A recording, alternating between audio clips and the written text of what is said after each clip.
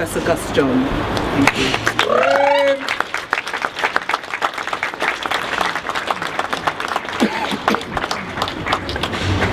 you. Your Excellency, elders amongst us, children, brothers and sisters all.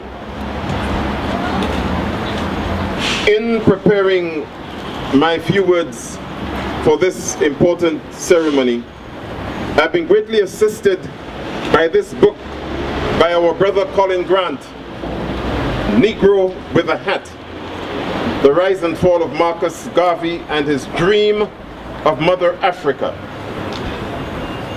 And I want to start where Colin started, in the prologue to his book.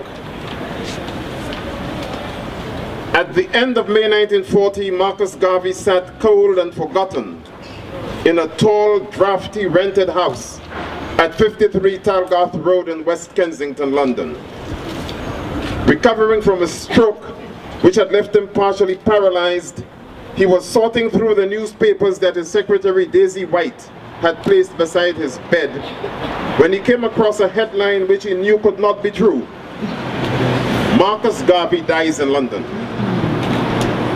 He scanned the other papers, some of which also carried notices of his death. They were not kind obituaries. It took almost a week for many of the papers to issue corrections. By then, wakes and memorials had been held for Marcus Garvey in the Caribbean and in the United States.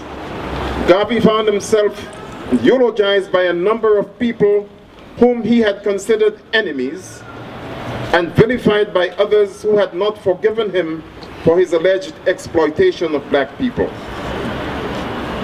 It is truly shocking that someone such as him,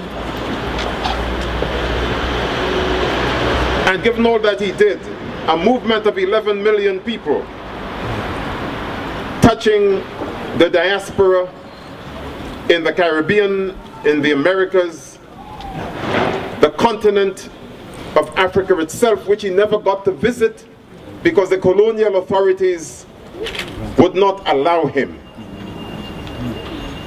They thought not only that he would sow dissension, but that he would wake up the people on the continent itself so that they could expel those who had colonized them and whose imperial exploits were denying the people their God-given resources and a future of plenty for themselves and for their children.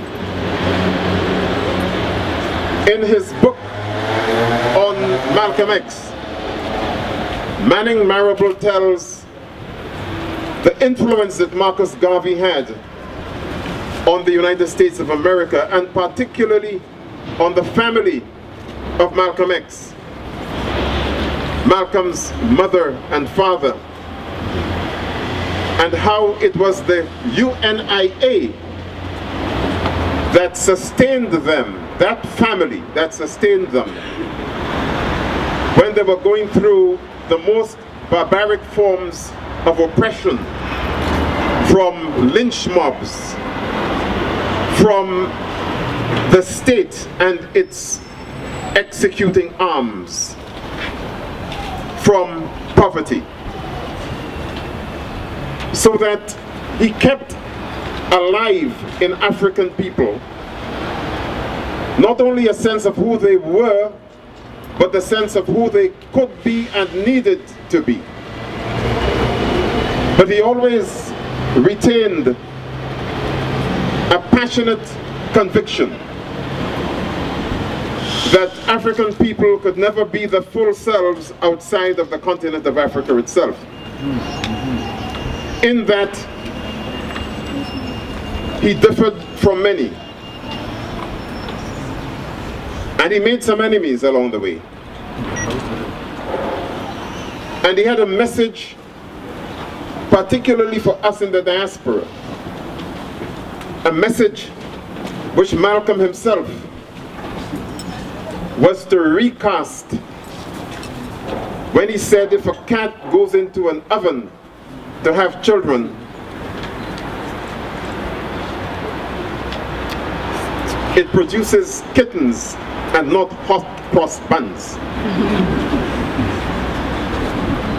If therefore we are transported in chains with yokes around our necks to another world, it does not make us any less African. It took 63 years after Garvey's death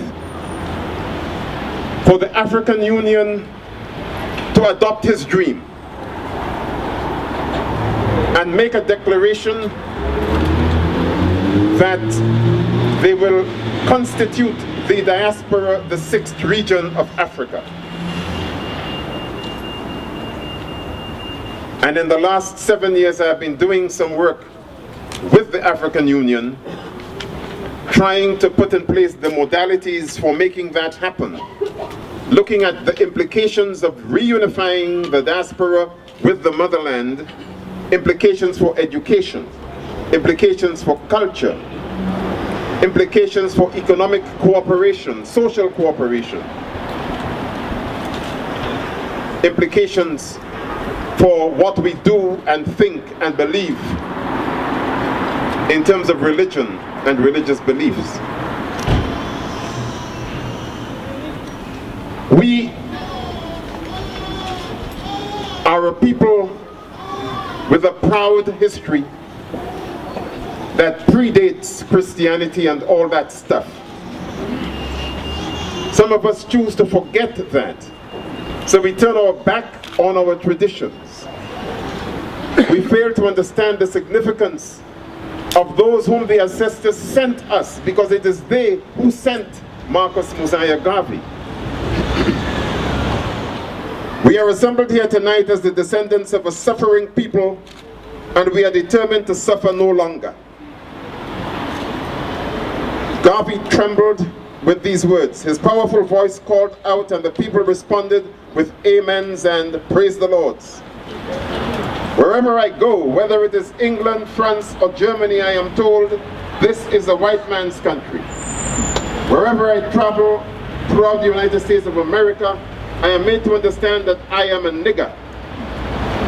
If the Englishman claims England as his native habitat, and the Frenchman claims France, the time has come for 400 million Negroes to claim Africa as their native land.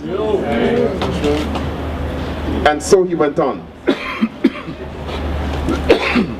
Increasingly, those of us who are still in the diaspora are finding ways of returning to the motherland, contributing our phenomenal skills and talents to the development of the continent. The government of Ghana, the state, the nation state of Ghana, the independent state of Ghana, encourages that. Ethiopia encourages that.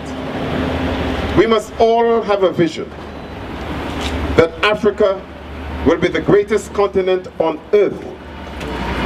What China has done, and that's pretty dubious in itself, what India is doing,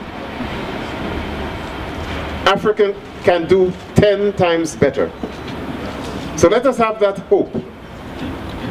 And let us not allow our children to destroy themselves and one another by not knowing where they're coming from, on whose shoulders they can stand to look where they are to go and how to get themselves there. Thank you.